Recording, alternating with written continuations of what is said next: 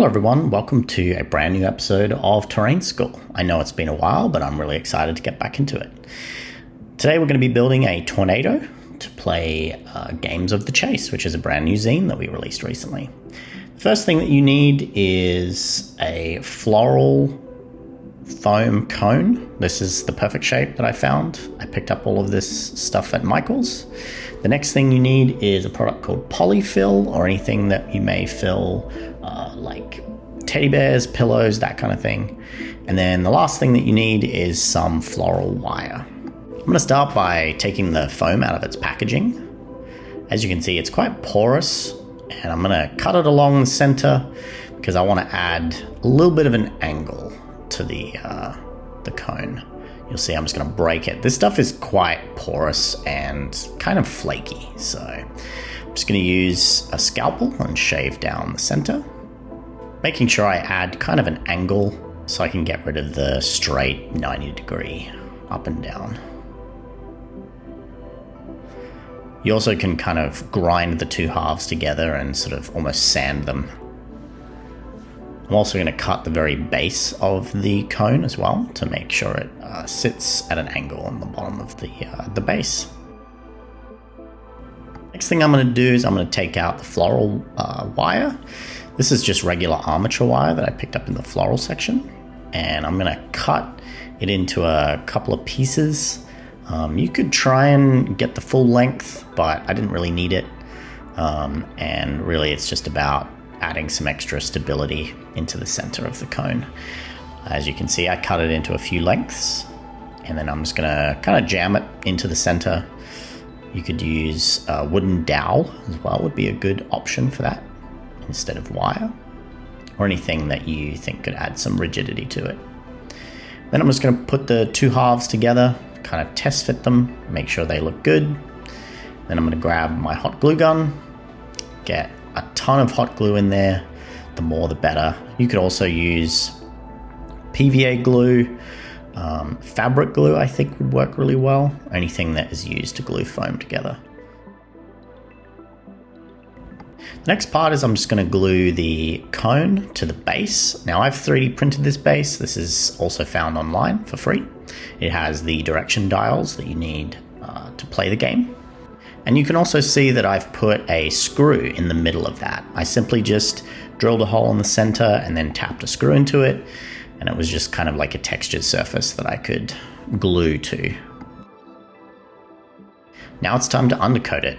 Because this is an ugly green color, we definitely want to paint it something that's a bit more earthy, so I'm just going to give it a base coat with some Rust-Oleum flat brown.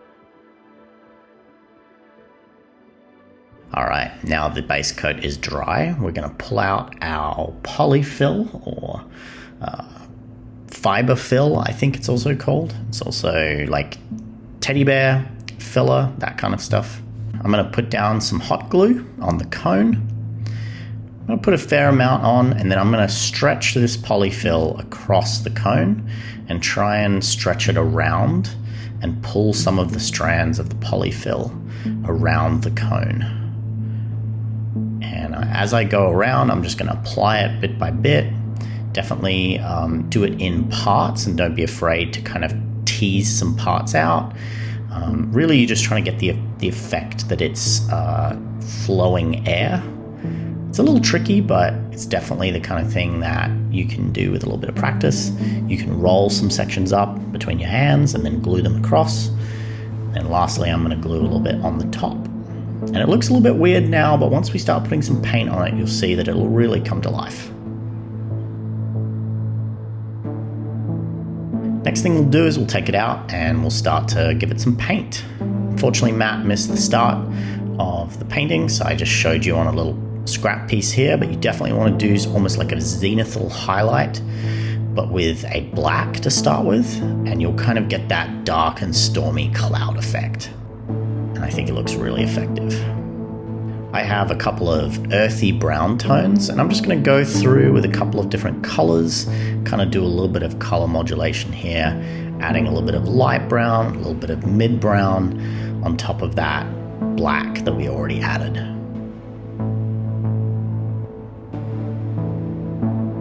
Next thing I'm going to add is some grey automotive primer.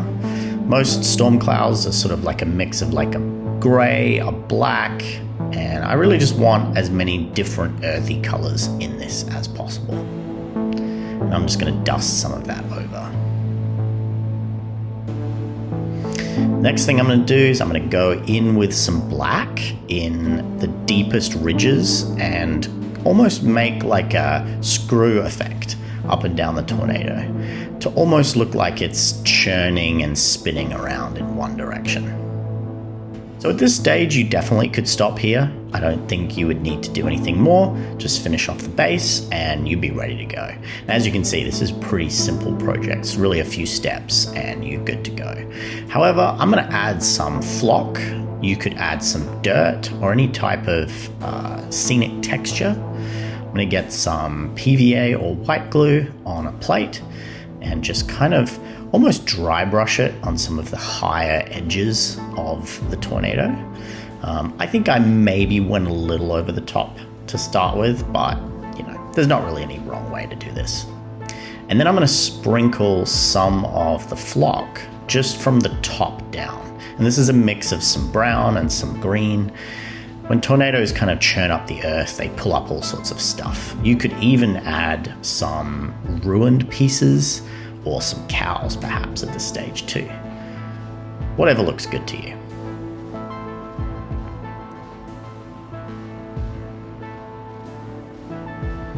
Just the last few little bits here. And then I'm going to give it a really good whack to get all that excess off. And the polyfill will kind of honestly hold a lot of this flock. The last thing I'm going to do is just paint the edge of the base, just so it's nice and neat. And if you want extra points, you could paint the raised lettering on the 3D printed base as well, just to make it extra visible to see during a game. That is the tornado that you need to make for the chase. Hope you enjoyed it, and we'll see you in the next one.